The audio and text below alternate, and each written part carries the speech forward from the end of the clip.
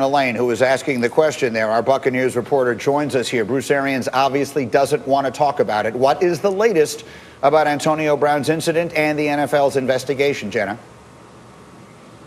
Well, Greeny, it really is a shame that Arians didn't want to answer any more questions, because I would have followed up with what type of support system is in place for a player who may very well be still struggling with anger management issues. Keep in mind, this incident happened after undergoing 13 weeks of court-ordered anger management training. Now, as far as the incident itself, I am told by the Hollywood Oaks Neighborhood Association that the issue is resolved, but it's not resolved yet with the league. They weren't aware of this prior to Brown signing with the Bucs, and so they're looking into this. They're investigating it. I've spoken to the league multiple times this week. They do not have a timetable set as to when they'll come up with some sort of resolution on this, and I also don't have an update as far as whether or not Brown could be found in violation of his probation. Keep in mind, the standard of proof is much lower when it comes to probation violations. They only need about a 50% likelihood that an event occurred, and obviously a police report was filed. They simply did not arrest him,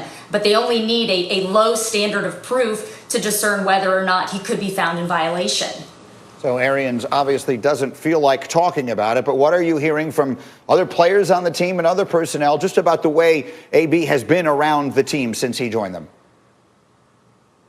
I've heard only positive things about Brown, and in my interactions with him, they've been pretty cordial. He wasn't made available this week. That's one of the drawbacks of COVID-19. We couldn't go to his locker this week, so we could only rely on who the team made available. But wide receivers coach Kevin Garver told me he has done everything that I've asked him to do. Teammates have praised his work ethic. Cam Brate spoke about the fact that in every practice, he just doesn't take plays off. He is always hustling. And there are guys on this team that look up to him, that really want to be like him on the field. I can also say this, I know that his relationship with Brady, he looks up to Brady so much, and I know he really values the opportunity to keep playing with him. He's going to do whatever it takes to not let Brady down. All right, Jenna Lane, outstanding work down there. Thank you very much. We'll check in with you if there's anything further before the game Monday night. Meanwhile, let's continue to look ahead to this Sunday's games.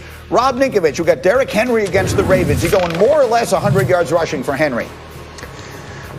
I'm going less. If you are the Ravens and you look back at last year's playoff loss, you are probably sick to your stomach watching Henry run all over you, jump passes for touchdowns. So coming into this game, I can guarantee that they have a picture on a bulletin board with him circled. We must stop this man. He's a go-to guy. They have to slow him down. If they do not slow him down, they will lose. Bart, next up, how about Dalvin Cook, more or less 100 yards rushing against the Cowboys? I think we should jump that up to 200. I think a wet paper bag has a better chance stopping a Mack truck than the Dallas Cowboys have to stop Dalvin Cook. He's the best running back in the game right now, Greeny. Bartholomew came to play today. Ryan Clark, coming to you, more or less 300 passing yards for Aaron Rodgers against the Indianapolis Colts.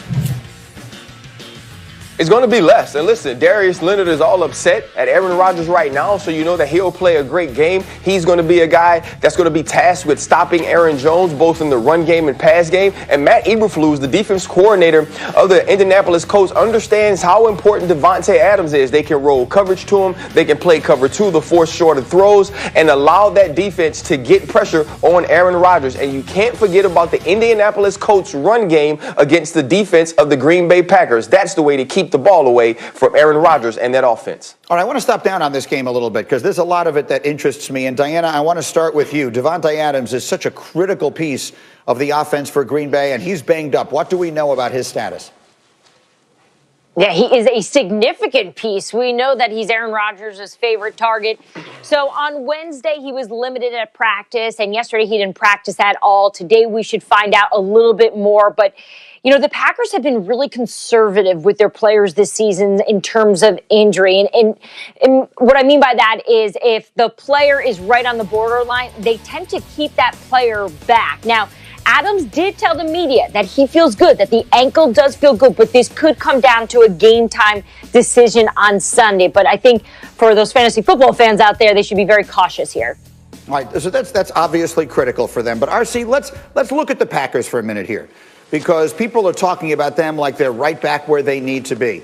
This is a team that has won back-to-back games against the very badly banged-up San Francisco 49ers and then just barely beat Jacksonville a week ago. As you watch Green Bay play right now, do they look like a team amongst the NFC powerhouses that could make a deep run to the Super Bowl this year?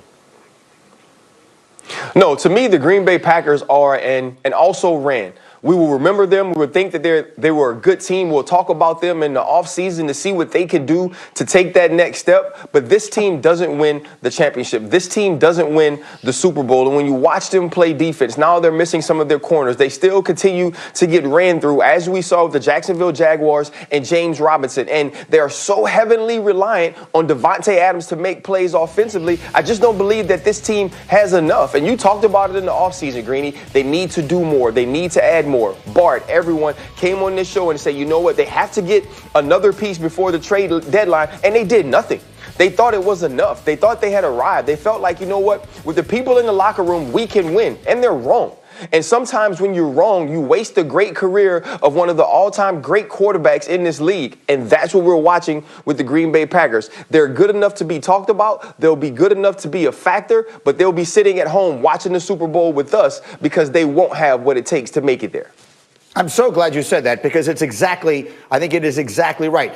To quote the great Danny Green, the Packers are who we thought they were. They were someone who needed to add someone in the draft to help, and they didn't. And they needed to add someone at the trade deadline, and they didn't. And so they will be right where they were last year. Good enough for Aaron Rodgers to take them into the playoffs, but not good enough to win it. And if it's me, I'm frustrated with that. Bart, what do you think? Well, the definition of insanity is doing the same thing twice and expecting a different result. And the problem was, it wasn't that they needed another receiver. We were fine to live with that because it looked like Lazard was becoming a great number two. But the fact that they can't stop the run, they had opportunity to make a trade for Avery Williamson. The Pittsburgh Steelers thought that they needed somebody at that position. They decided not to. And then what's going to happen is where you just take the San Francisco 49ers and their dominant run game away last year and how they dominated the Packers in the playoffs, and you just insert the Saints or you just insert the Tampa Bay Buccaneers. They're going to have the same issues. The fact that Aaron Rodgers is going to be on the bench and on the sideline most of the game trying to wait to get on the field to try and make a play. What do you think, Rob Ninkovich?